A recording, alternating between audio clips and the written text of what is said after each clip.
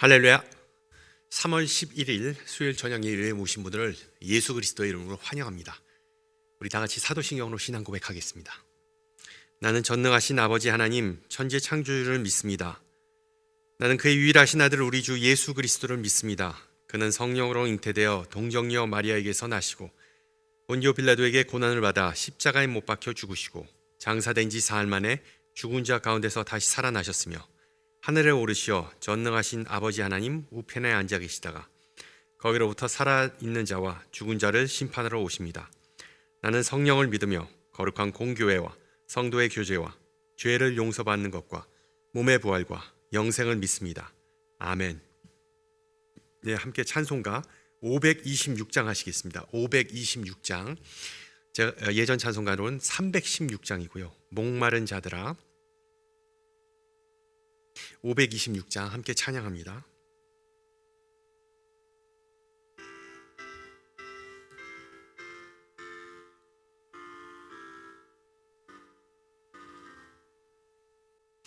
목마른 자들아 다 이리 오라. 이곳에 좋은 샘 흐르도다. 힘쓰고 애씀이 없을지라도 이 샘에 오면 다 마시겠네. 이 샘에 솟는 물 강같이 흘러 온 천하 만국에 다 통하네. 빈구나 귀천에 분별이 없이 다 와서 쉬고 또 마시겠네. 생명수 샘물을 마신 자마다 목 다시 마르지 아니하고 속에서 솟아나 생수가 되어 영원히 솟아 늘 풍성하리. 이 샘의 이름은 생명의 샘물, 저수정빛같이 늘 맑도다. 어린 양 보좌가 근원이 되어 생명수 샘이 늘 그치잖네. 하나님께서 오늘 저녁 우리에게 주신 말씀 요한복음입니다. 요한복음 4장 14절에서 24절. 제가 가진 성경으로 신약 147페이지입니다. 우리가 잘 아는 이야기죠. 요한복음 4장 14절에서 24절 말씀을 받들어 봉독합니다. 내가 주는 물을 마시는 자는 영원히 목마르지 아니하리니 내가 주는 물은 그 속에서 영생하도록 솟아나는 샘물이 되리라. 여자가 이르되 주여 그런 물을 내게 주사 목마르지도 않고 또 여기 물 기르러 오지도 않게 하옵소서.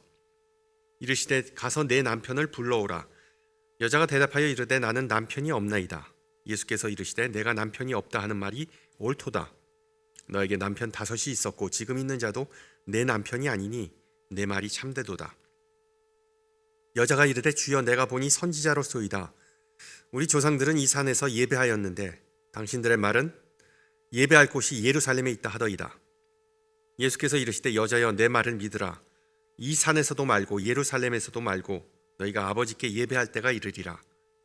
너희는 알지 못하는 것을 예배하고 우리는 아는 것을 예배하노니 이는 구원이 유대인에게서 남이라. 아버지께 참되게 예배하는 자들은 영과 진리로 예배할 때가 오나니 곧 이때라. 아버지께서는 자기에게 이렇게 예배하는 자들을 찾으시니라. 하나님은 영이시니 예배하는 자가 영과 진리로 예배할지니라. 아멘. 그럼 운전하다가 그 디투어 사인, 그 우회 표지판을 보면 무슨 생각이 드시나요? 솔직히 말하면 좀 짜증나기 마련이죠. 앞에 문제가 생겼다. 뭐 공사를 한다. 삥 돌아가야 한다. 그런 의미죠. 그렇기 때문에 또한 귀찮고 불편한 마음이 들기도 마련입니다. 그런데 이렇게 우회한다는 것은 꼭 나쁜 것만은 아니죠. 뭐 요즘 구글 맵, 애플 맵, 뭐 웨이즈와 같은 내비게이션을 쓰다 보면은 길이 막히거나 사고가 나면 다른 길로 인도해 줍니다. 항상 그렇지는 않지만 뭐 예상보다 더 빨리 도착하는 경우가 있기 때문이죠. 우리가 좋든 싫든 살다 보면 인생의 우회길을 걷는 경우가 생기게 됩니다. 예상치 못한 계획 변경, 뜻밖의 지연, 온갖 변수, 기쁜 순간이나 힘든 순간을 다 경험하게 되죠. 그러나 지난주 몇 주 동안 말씀드렸듯이 우리 신앙인들은 특별한 은혜의 순간뿐 아니라 평범하고 때로는 지치는 일상 속에서도 역사하시는 하나님을 바라보도록 부름받은 사람들입니다. 그렇다면 제가 여러분에게 묻겠습니다. 여러분은 인생의 우회길을 만났을 때도 하나님을 신뢰하십니까? 아멘? 성경을 보면 우회길을 통해 하나님께서 역사하신 사례들이 참 많죠. 요셉을 생각해 보세요. 자신의 형제들에게 배신당해서 팔려 노예가 되고 억울하게 감옥에까지 갇혔으니 정말 인생이 그때는 꼬였다는 것처럼 느꼈겠죠. 하지만 그 고통스러운 지연과 우회가 결국 그를 이집트의 지도자로 세우는 그런 길이 되었고 수많은 생명을 기근에서 구하는 그런 통로로 역할했습니다. 모세는 어떤가요? 애국 감독관을 죽이고 도망친 후에 광야에서 무려 40년을 목자로 보냈습니다. 누가 봐도 인생의 막다른 골목에 보이는 그런 그 시간이 사실은 하나님의 긴 준비 기간이었죠.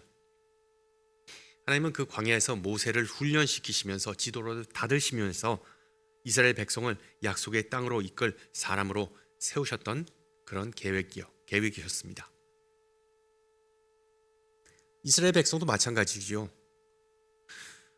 애굽에서 가나안으로 가는 직선 코스 대신 하나님은 그들을 삥삥 돌러가게 만드십니다.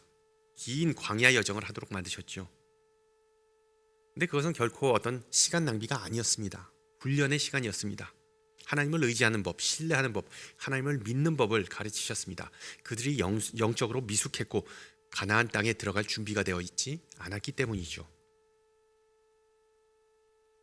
마지막으로 바울의 선교 여정도 정말 우회로의 연속이었습니다. 성령께서 몇 차례나 특정 지역으로 가는 길을 막으시면서 정말 문이 꽉 닫힌 것처럼 보였지만 그것은 결코 실패가 아니라 방향 전환이었습니다. 그 덕분에 바울은 복음을 가지고 자신이 계획했던 것보다 훨씬 더 넓은 먼 곳까지 갈 수 있었고 복음을 전할 수 있게 되었죠. 그런데 오늘 읽은 요한복음 본문에서는 조금 다른 종류의 우회로가 등장합니다. 요한은 예수님께서 유대를 떠나 갈릴리로 돌아가실 때 사마리아를 통과해야 했다라고 기록합니다. 짧은 한 구절이지만 이 표현 안에 아주 중요한 의미가 담겨 있습니다. 예수님 시대의 유대인들은 대부분 사마리아를 피해 다녔습니다. 우회했습니다. 왜냐하면 유대인과 사마리아인 사이에는 오랜 세월 쌓여온 깊은 적대감이 있었기 때문이죠. 종교적인 갈등, 정치적인 긴장감, 그리고 또한 민족적인 앙금까지 뒤엉켜 있었어요. 그래서 많은 유대인들은 사마리아 사람들을 정말 불결하고 그리고 뒤통수 잘 때리는 그런 인간들로 여겼습니다. 결과적으로 유대인들은 사마리아를 이 남에서 북쪽으로 곧장 가로질러 올라가는 갈릴리로 올라가는 그런 직선 코스가 아니라 훨씬 더 먼 길로 돌아다녔습니다. 먼저 예루살렘에서 그 밑으로 남쪽으로 갔다가 여리고까지 내려갔다가 쭉 요단강을 따라가면서 북쪽에 결국 있는 갈릴리까지 그렇게 그런 경로를 타곤 했습니다. 그렇게 하면 며칠이면 거의 일주일까지도 더 걸리기도 했죠. 우리가 여행할 때 우회로를 택하는 경우가 종종 있습니다.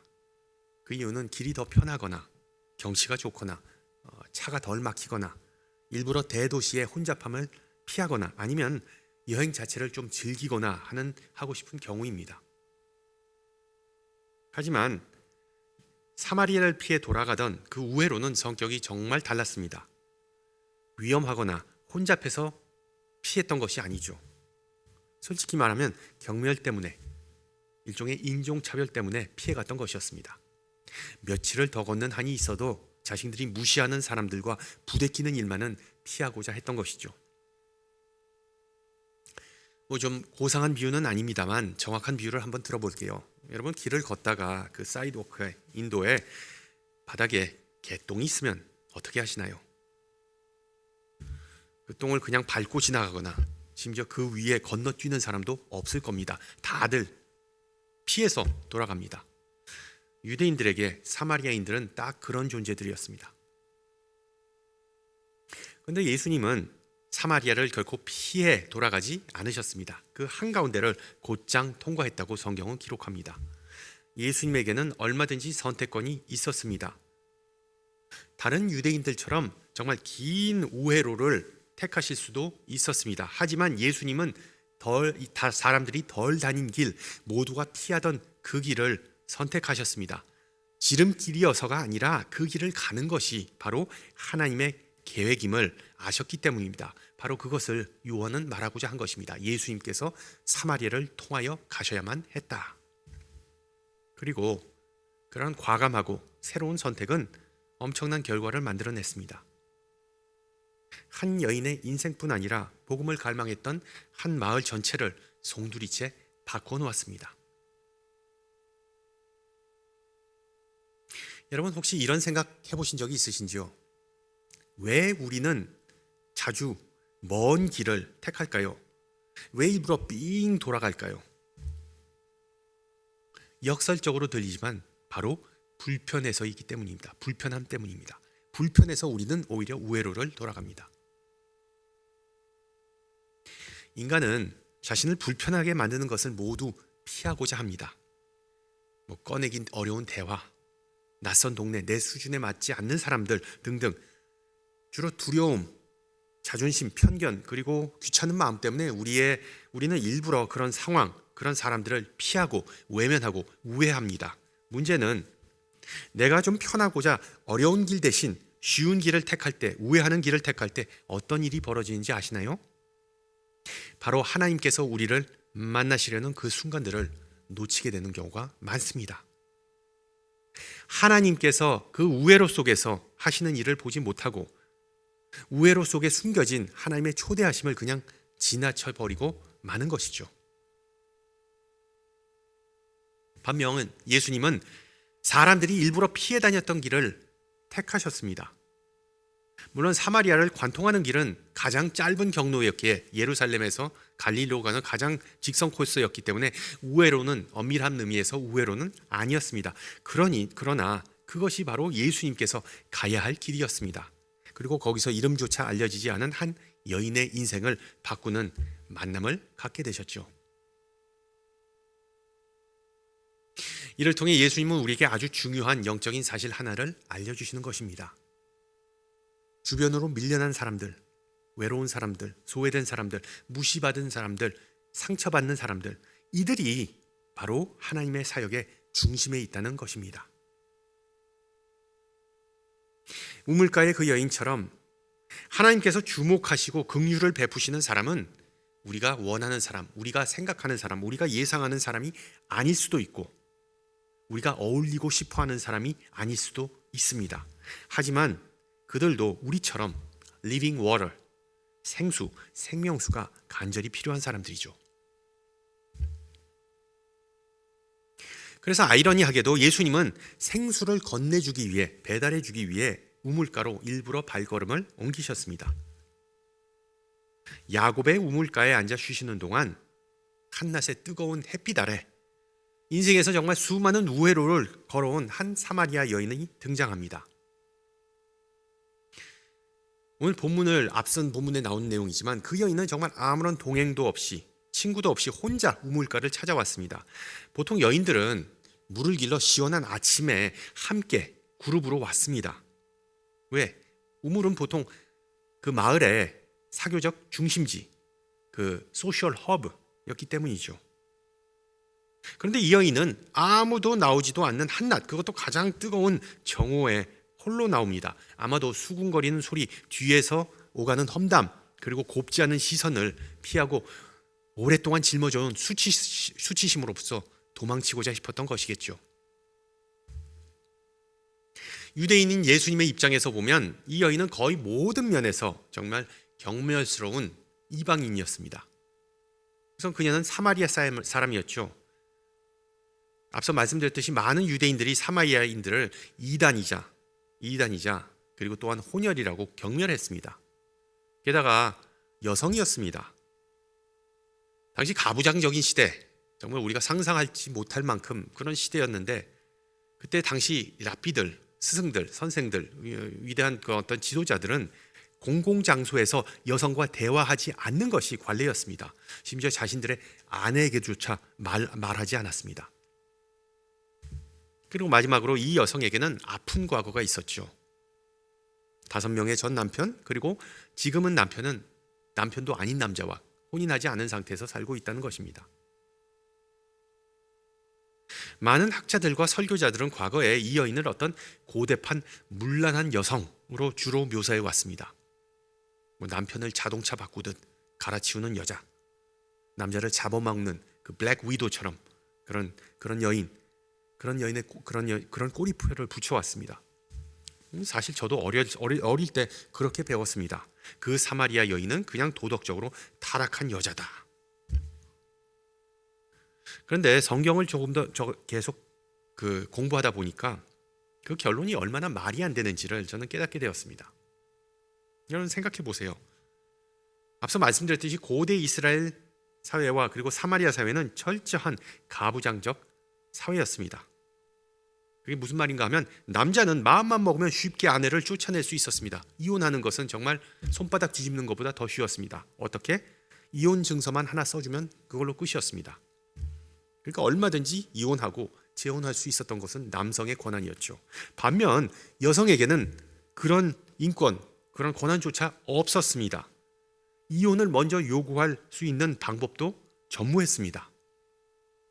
그래서 그냥 남자가 그냥 때리고 그냥 학대하고 그리고 그냥 다 참아내면서 살았던 것이죠. 그렇다면 이 사마리아 여인은 자기가 원해서 자발적으로 남편을 바꾼 것이 아니라 남자에서 남자에게로 떠넘겨지고 반복적으로 버림을 받으면서 늘 타인의 결정에 자신의 운명을 맡겨야 했을 그런 가능성이 컸던 여인입니다.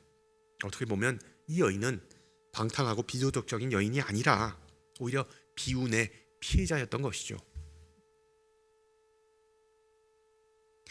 그 여인의 과거가 죄가 있던 없던 어떤 사정이 되었든 그녀의 과거는 정말 복잡했고 평판은 이미 바닥이었습니다.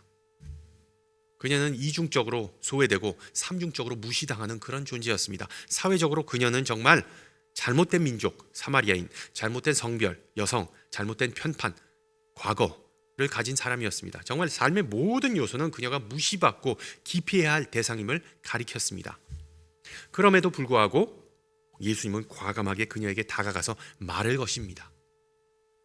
수치를 주거나 손가락질을 하거나 비판하기 위해서가 아니라 오히려 존중과 따뜻한 마음으로 말씀을 건네십니다. 그리고 그것이 바로 그 여인을 더 경계하게, 더 놀라게 한 이유였죠. 지금까지 누구도 그녀를 인격적으로 대해준 적이 없었기 때문입니다. 예수님은 그녀를 어떤 물건이 아니라 사랑과 관심을 받을 자격이 있는 인간으로, 사람으로 대하십니다. 물 좀 주시겠소? 라는 말로 대화를 시작하시죠. 마치 이런 의미를 함축한 것입니다. 당신은 소중한 사람입니다. 당신은 내가 당신에게 말할 걸 가치가 있는 존재입니다. 제 시간을 투자할 시간이 있는 존재입니다. 그리고 또한 당신은 하나님의 은혜 밖에 있는 존재가 아닙니다. 바로 그런 모든 내용을 나에게 물 좀 달라, 이 짧은 구절에 함축되어 있는 것입니다. 그리고 물 얘기를 시작으로 어찌어찌해서 결국 영적인 목마름, 영적인 갈증으로 대화가 흘러가게 되지요. 예수님 이렇게 말씀하십니다. 이 물을 마시는 자마다 다시 목마르려니와 내가 주는 물을 마시는 자는 영원히 목마르지 아니하리라. 그 말씀을 통해 예수님은 정말 부드럽지만 그러나 정확하게 그 여인의 진짜 문제를 콕 집어주시죠. 아마 그녀 자신도 어렴풋이 느끼고 있었던 진실이라고 보입니다. 바로 고단한 삶이 그녀를 영적으로 목마르게 했다는 것입니다. 반복된 관계, 한낮에 홀로 쓸쓸하게 우물을 찾아오는 그런 습관, 또한 낯선 유대인 남자와의 정말 조심스러운 대화, 이 모든 것들은 결국 무언가를 애타게 찾고 그리워하고 비어있는 것을 채우고자 했던 한 여인의 마음을 보여주는 것이죠. 정말 우물은 깊었지만, 야곱의 우물은 깊었지만 그녀의 목마름은 그보다 훨씬 더 깊었던 것입니다. 다행히 예수님은 그 목마름을 가진 여인을 무안하게 하지 않으십니다. 그녀가 걸어온 길을 나무라거나 그녀가 짊어진 짐을 꾸짖지 않으십니다. 대신 그녀에게 없는 것을, 생수를 주시겠다고 약속하십니다. 요한복음에는 상당히 많은 상징과 그리고 표적들이 등장하는데, 은유들도 등장하는데, 예수님께서 말씀하신 이 생수는 과연 뭘까요? 먼저 어떤 역사적인 배경을 살펴보면, 당시의 문화적인 배경을 살펴보면 예수님 당시의 사람들은 대개 두 가지의 방법으로 물을 확보하곤 했습니다. 그 빗물을 땅속의 웅덩이, 즉 저수지에 모아두거나 아니면 우물이나 흐르는 시냇가에서 직접 물을 길어왔습니다. 저수조 물은 한동안 계속 고여있기 때문에 시간이 지나면서 냄새가 나거나 맛이 이상한 경우도 많았습니다. 반면 생수, living water, 즉 흐르는 물은 맑고 신선하고 믿을 수 있었습니다. 그래서 여인들이 그 무거운 항아리를 머리에 이고 우물에서 길어오는 것을, 매일 길어오는 것을 마다하지 않은 이유가 바로 여기에 있었습니다. 맛과 그리고 또한 신선도가 완전히 달랐기 때문이죠. 그러나 예수님은 지금 여기에서 가장 심오한 의미의 생수를 말씀하고 계십니다. 우리 안에 하나님의 생명이 임하는 것, 바로 성령을 이야기하시는 것이죠. 소망을 주시고 존엄을 회복시켜 주시고 소속감을 느끼게 해주시며 무엇보다 영원한 생명을 주시는 성령을 생명수와 비유해서 말씀하는 것입니다. 그리고 이 물은 메마른 영혼의 갈라진 틈으로 싹 다 스며듭니다. 수치와 실망과 외로움을 말끔히 씻어냅니다. 상처를 낫게 하고 지친 마음을 새롭게 합니다. 어떤 면에서 우리 모두는 이 여인처럼 목마름을 안고 살아가죠. 영적인 갈등, 예를 들어 거절할 것 같은 두려움, 무시당하는 느낌, 아픈 과거를 안고 사는 피로감, 아무도 나를 알아봐 주지 않고 사랑하지 않는다는 그런 씁쓸함 등등. 다행히 우리 예수님은 그 모든 것을, 우리 내면에 잠재해 있는 그 갈증을 다 보고 계시면서, 다 아시면서 약속하십니다. 내가 주는 물로써 너의 목마름을 다 채워주겠다. 할렐루야. 재미있는 점은 예수님께서 그 숨겨진 진실을 하나씩 다 드러내기 시작하자 이 여인은 아주 인간적인 반응을 보인다는 것이죠. 다 들킨 것 같은 느낌이 들었습니다. 그래서 곧바로 내뺍니다. 화제를 돌리면서 종교 이야기로 슬쩍 빠져나가죠. 선생님, 제가 보니 선생님은 예언자이십니다. 속된 말로 점쟁입니다. 백발백중. 그러면서 종교 얘기를 하죠. 우리 조상들은 이 산에서 예배를 드렸는데 당신네 유대인들은 예배드려야 할 곳이 예루살렘이라고 하더군요. 뭐 뻔한 수법이죠. 인생에 관한 얘기가 점점 더 심각해질 때, 마음속 깊은 곳을 건드리려고 할 때 우리는 한 걸음 뒤로 물러섭니다. 그리고 사적인 이야기에서 일반적인 이야기, 보편적인 이야기로 화제를 전환합니다. 화제를 바꿉니다. 교리 얘기, 뭐 예배당 건물, 예배 스타일, 전통 뭐 같은 것들로 우리 이야기를 이어나가려고 하죠. 그 한마디로 나는 지금 하고 있는 얘기가 불편하다. 이걸 간접적으로 표현하는 것입니다. 예수님은 그 수법이 너무 뻔히 보이셨죠.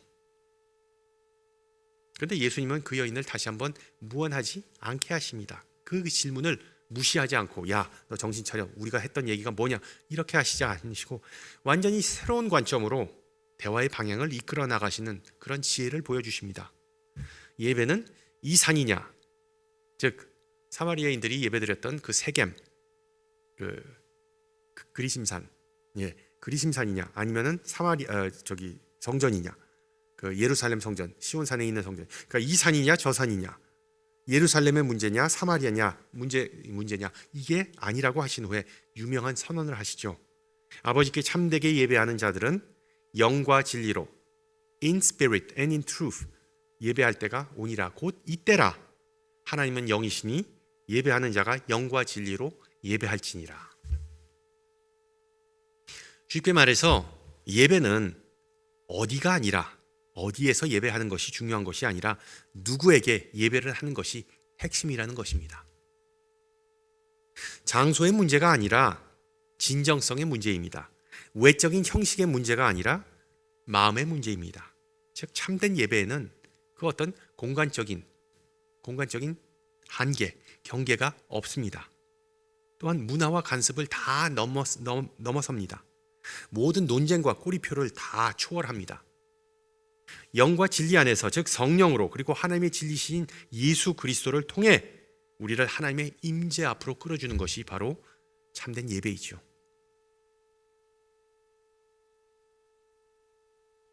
보다시피 이 여인은 진짜 문제, 즉 자신의 영적 목마름은 옆으로 밀어두고 더 편안하고 덜 부담스러운 문제에 집중하려 했습니다. 근데 결국은 잘 보시면 그 두 가지의 주제는 다 연결됐습니다. 그 영적인 갈증을 해결하기 위해서는 참된 예배, 하나님과의 참된 교제가 필요하다는 것이 바로 예수님의 포인트입니다. 우리도 그럴 때가 많죠. 하나님께 예배드리러 왔다가 어느새 뭐 성가대 퍼포먼스가 오늘은 그저 그렇다, 뭐 음악이 어떻다, 설교가 어떻다, 심지어는 정치적 성향이 이렇구나, 온라인 예배냐 현장 예배냐, 어느 교단이냐 하는 것들의 마음을, 그런 주변적인 것들에 마음을 빼앗기는 경우가 있습니다. 우리는 그것이 핵심이라고 생각하지만 예수님이 보시기에는 그것이 다 주변적인 것이라는 것이죠. 인간은 예배를 아주 복잡하게 만들어버리는 성향이 있다는 것을 우리는 예수님께서 다시 한번 지적해 주십니다. 그런데 오늘 읽은 본문에서 예수님은 정말 간단히 정의해 줍니다. 예배를 in spirit, 성령으로, 그리고 in truth, 즉 예수 그리스도를 통해서. 예배에 대한 예수님의 정의가 몇 가지 본질적인 사실을 우리에게 다시 알려주는데 우리가 그것들을 좀 짚고 넘어가야 할 필요가 있습니다. 첫째로, 예배는 의식, 리추얼, 예식이 아니라 무엇보다 관계라는 것입니다. 잘 보세요. 우물가의 여인은 올바른 장소에 집중했지만 예수님은 올바른 대상에 집중하셨습니다. 이렇게 말씀하십니다. 내가 만일 하나님의 선물과 또 내게 물을 좀 달라 하는 이가, 즉 예수님 본인이죠, 누구인 줄 알았더라면. 예배는 모든 것을 다 올바르게 완벽하게 하는 것이 주된 목적이 아닙니다. 물론 그것도 중요하죠. 예배에서 그냥 갈팡질팡하고 그러면 집중이 안 되고 은혜가 안 됩니다. 그러나 무엇보다 예배의 핵심은 하나님과 교제하고 관계를 맺는 것, 우리를 지으신 하나님을 향해 우리 내면 깊은 곳으로부터 손을 뻗는 것으로 시작합니다. 둘째로, 예배는 진리, truth, 진리에서 시작합니다. 진리로 예배한다는 것, 말 그대로 하나님 앞에 솔직하고 진실되게 나아가는 것을 의미합니다. 꾸미지 않고 연기하지 않고 감추지 않고 뭐 전통이나 교리나 예배 방식으로 그런 마스크를 쓰고 그런 것을 내세우면서 그 뒤에 숨어서 하나님께 나아가는 것이 아닙니다. 말씀드렸듯이 이 여인의 과거는 복잡했지만 예수님은 그녀를 결코 부끄럽게 하지 않으셨습니다. 오히려 그녀의 솔직함, 심지어 그 말을 돌리지 못하는 그런 성향을 귀히 여기셨습니다. 그리고 계속해서 그녀와 대화를 이어나가셨습니다. 그렇다면 여러분은 어떠신가요? 오늘 이 시간 예배 자리에 어떤 진실된 모습을 가지고 주님 앞에 나오셨습니까? 아니면 지금 이 예배 속에서 어떤 진리를 찾고 계신가요? 셋째로, 예배는 모든 일을 위한 것입니다. 특정인에게만 위한 것이 아니라 모든 일을 위한 것입니다. 보세요. 이 여인은 당연히 남자도 아니었고 제사장도 아니었고 유대인도 아니었기 때문에 예루살렘 성전에서 예배할 자격이 없었습니다. 그래서 자기 민족의 역사와 연결된 장소, 아브라함, 이삭, 야곱과 같은 족장들이 일찍이 예배드렸던 그 제단을 쌓고 제사드렸던 세겜 근처에서, 그러니까 그리심산 근처에서 예배를 드렸습니다. 그런데 그녀를 예수님은 환대하셨죠. 그녀가 정결해지거나 깨끗해지거나 아니면 자격이 될 때까지 기다리지 않으셨습니다. 그녀가 있는 삶의 현장, 바로 그 자리에서 만나주시고 또한 생수라는 성령이라는 하나님의 선물을 건네주셨습니다. 그리고 그 여인은 요한복음에서 최초의 전도자가 되어서 마을로 달려가 이렇게 외쳤죠. 와서 보라, come and see. 이와 같이 우리의 예배도 이처럼 누구나 환영받을 수 있으며 열린 문이었며 그리고 또한 담대한 것이어야 합니다. 와서 보라, 우린 숨길 것이 없다. 마지막으로 예배는 증언, 테스티머니, 증언이 흘러 넘쳐야 합니다. 우리가 예배라고 하면 참 이게 문제이기도 한데 목사 얼굴 보러 오는 것, 특히 목사의 설교를 들어오는 것으로 다 생각합니다. 이거는 한국 교회뿐만 아니라 미국 교회도 거의 대부분은 그렇습니다. 특히 그 모든 미국 교회라기보다는 특히 그 복음주의적인 그 성경 중심적인 설교를 하는 그런 설교에 비중을 두는 그런 교단에서는 거의 설교가 예배의 전부라고 생각하는 것이 어떤 트렌드죠. 근데 여러분, 예배는, 참된 예배는 우리가 찬양하고 설교 듣는 것으로만 끝나지 않습니다. 참된 예배는 그 후가 더 중요합니다. 그 예배 도중뿐만 아니라 그 예배 후가 더 중요합니다. 참된 예배는 변화를 낳습니다. 변화를 불러일으킵니다. 사람의 행동 패턴을 바꿔버립니다. 보세요. 우물가의 여인은 자신의 경험을, 은혜 체험을 혼자 간직하지 않았습니다. 그녀는 예수님을 만남을 통해 자신이 보고 들은 모든 것, 체험한 은혜를 단순하게 나눴습니다. 증거하였습니다. 그리고 또한 마을 전체가 달라졌죠. 이토록 진정한 예배는 언제나 언제나 시선을 자기 자신에게 안쪽으로 향하게 하지 않는 것이 하지 않게 하고 오히려 그 시선을 밖으로 이웃을 향하게 합니다. 그래서 제가 말씀드렸죠. 예배를 드리고 너무 기분이 좋다라고 하는 것을 우리는 좀 경계해야 합니다. 우리 마음에 뭔가 웅크람이 없고 우리 마음을 좀 불편하게 하는 것이 없다면 그것은 정말 기분 좋았던 예배이자 어떤 자기중심적인 예배이지 신령과 진정으로 드렸던 예배가 아닐 수도 있다는 것이죠.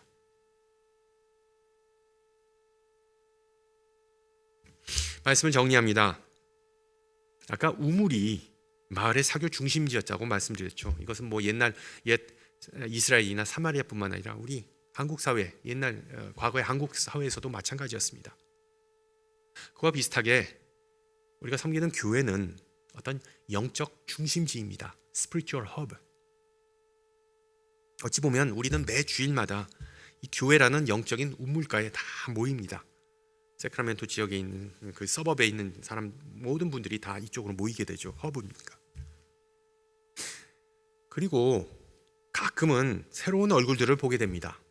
우물가를 찾으신 예수님처럼 이 우물은 과연 어떤 곳인가라는 궁금증을 가지고 다소 용기를 가지고 찾아온 사람들을 만나게 됩니다. 그들이 누굽니까? 막 동네로 이쪽으로 이사 오셨을 수도 있고, 친척이나 친구를 방문했을 수도 있고, 새로운 교회를 찾는 중일 수도 있습니다. 어떤 이유이든 건강한 믿음의 공동체를 찾아서 함께 예배하고 신앙생활하는 것은 정말 중요한 일이죠. 겉으로 보기에 이 방문객들은, 이 게스트들은, 이 비지터들은 저마다 다 다른 기대를 품고 옵니다. 예를 들어 어린 자녀를 둔 부모님들은 영아부나 아동부 사역을 먼저 살펴보실 수 있습니다. 그리고 또한 독신이신 분들은, 싱글들은 신실한 형제나 자매가 어디 없나라고 살펴볼 수도 있습니다. 사업을 하는 분들은 도움이 될 만한 인연을 기대할 수도 있습니다. 이런 동기를 가지고 나오는 것이 과연 어떻게 불경스럽다라고 그렇게 얘기하시는 분들도 있는데, 여러분, 인간은 지극히 자기중심적인 사람의 존재이죠. 그것들을 의식하지 않는다고 해도 그것들을 무의식적으로 품고 있을 수는 있습니다.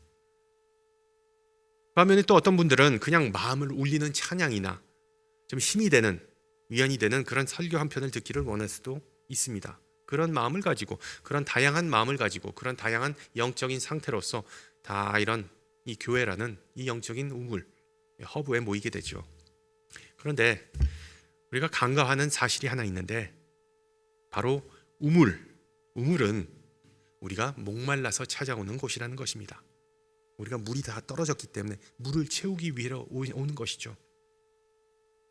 영적으로 갈급함과 간절함을 느껴서 생수를 공급받고자 오는 것이 바로 우물입니다. 그것이 바로 교회입니다. 그런 의미에서 우리 모두는, 개개인 모두는 다 똑같습니다. 저마다 다 다른 과거, 다른 배경, 다른 의도를 가지고 모이지만 결국 하나님께서 보시기에, 예수님께서 보시기에 우리 다 똑같이 목마른 사람들 뿐입니다. 그리고 그 갈증을 진정으로 채워주실 수 있는 분은 오직 한 분, 예수님 뿐이시죠. 그리고 또 그냥 물이 아니라 영원히 목마르지 않는 생수를 주시는 분은 우리 주님 뿐이십니다. 그리고 우리 예수님은 지금도 우리를 기다리고 계시면서 우리를 초대하고 계십니다. 이 물을 마시는 자마다 다시 목마르거니와 내가 주는 물을 마시는 자는 영원히 목마르지 아니하리라. 성도 여러분, 이 사순절 기간을 보내면서 혹시 영적으로 메마름을 느끼시는지요? 만약 그렇다면 기쁜 소식이 있습니다. 예수님께서 사마리아인을 초대하셨듯이 예수님은 지금도 똑같이 우리를 초대하고 계십니다. 그렇습니다. 주님은 지금도 목마른 자를 밤같게 맞이하시는 분이십니다. 오직 그분만이 주실 수 있는 생수를 지금도 우리에게 풍요롭게 건네고자 하십니다. 그러니 지금부터 일부러 삥 돌아가거나 우회하거나 먼 길로 돌아가시지 마시고 그냥 단순히 빈손으로, 빈 마음으로 아무런 숨김없이 예수님께 나오세요. 그리하여 영원히 마르지 않는 생명수, 성령의 능력으로 충만히 채워지는 은혜가 넘치기를 축원합니다. 함께 기도합니다. 은혜가 많으신 하나님 아버지, 주님의 한결같은 신실하심과 선하심에 감사드립니다. 오늘 저녁 말씀을 통해 주님은 시대를 막론하고 놀랍고도 은혜로운 방법으로 주님의 백성을 돌봐주셨음을 배웠습니다. 특히 생명의 양식이신 하나님의 말씀과 생명수이신 성령님을 우리에게 아낌없이 주심을 감사합니다. 주님, 이 시간 우리가 주님의 뜻과 주님의 길을 분별하지 않고 두려움과 불편함 때문에 내 뜻과 내 방식만을 고집해왔음을 고백합니다. 또한 주님의 초대와 환대를 외면하거나 회피해왔음을 고백합니다. 인생의 무게와 걱정으로 인해 주님의 임재와 뜻과 우리를 향한 주님의 계획을 놓쳐버렸던 우리의 우매함을 불쌍히 여기시고 용서하옵소서. 우리 모두는 영적으로 목말랐기에 생수와 같은 주님의 사랑이 우리의 목마름을 채우고 필요를 공급해 주어야만 살 수 있음을 고백합니다. 예수 그리스도를 통하여 지치고 영혼이 상한 우리를 찾아오셔서 우리를 새롭게 하시고 회복시켜 주심에 감사드립니다. 우물가의 여인처럼 우리도 영과 진리로 예배하여 예수님을 만나고 생수를 마음껏 마시고 예수가 우리의 기쁨의 근원임을 다른 이들에게 담대하게 전할 수 있게 하옵소서. 이 모든 것 우리 주 예수 그리스도의 이름으로 기도하옵나이다. 아멘. 네, 예배를 마쳤습니다. 한 주간 평안하시고요. 강건하시고요. 다음 주 이 시간에 뵙겠습니다. 샬롬.